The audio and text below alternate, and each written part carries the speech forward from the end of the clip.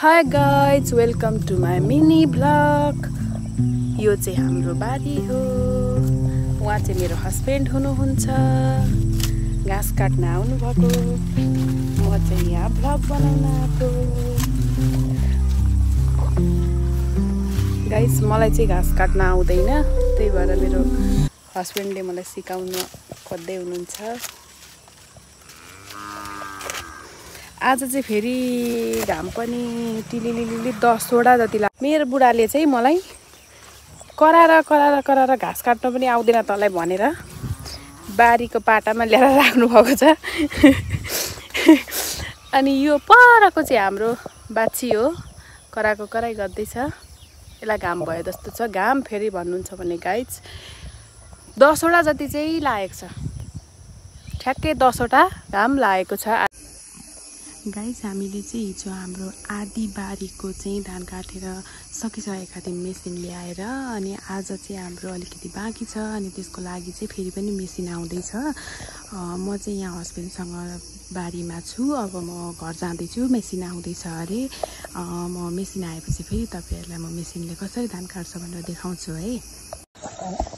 यो चाहिँ हाम्रो जग्गा हो है। अनि हामीले चाहिँ यहाँनिर मेसिन ल्याएका छौँ। अरू बेला चाहिँ यहाँनिर धान काट्ने मान्छे खोजेर खेताला खोजेर लगाउने गर्नुभएको थियो। अनि यो चोटिको गर्मीले चाहिँ मान्छे पनि नभेटेको कारणले हामीले मेसिन ल्याएर धान कटाएको छौँ।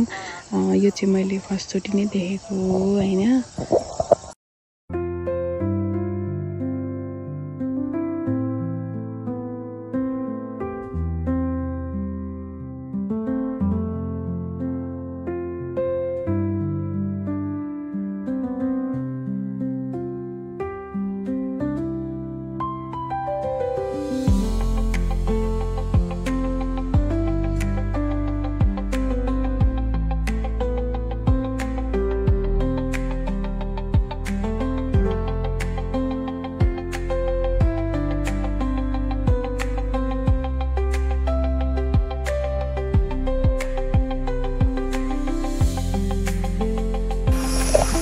चाहिँ मेसिनले धान काटिसकेर आँगनमा ल्याएर धान खन्याउँदैछ। यो चाहिँ हाम्रो मेसिनले धान खन्याएको मैले हजुरहरूलाई देखाएको।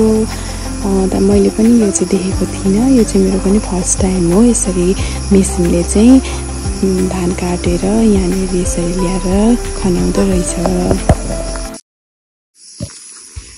धान काटिसके पछाडि चाहिँ हामीले फेरि पनि बारीमा पाकेको फर्सी टिप्न जानुपर्ने थियो। त्यही भएर हामी ठुलो मम्मी, मेरो सासू मम्मी अनि म बारीतिर गयौँ। फर्सी फलेर चौपट्ट छ। साथी हो, गाइज हो, फर्सी खानुहुन्छ भने सम्पर्क गर्नु है मलाई। अन्जु ढुकाललाई एक बोकै भयो।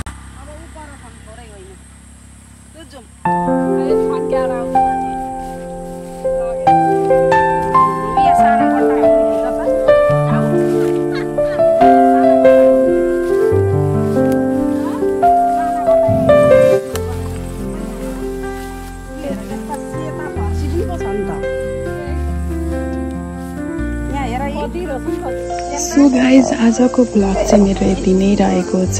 फेरि पनि म भोलि भ्लग लिएर आउनेछु। Keep watching guys. Do subscribe. Bye bye.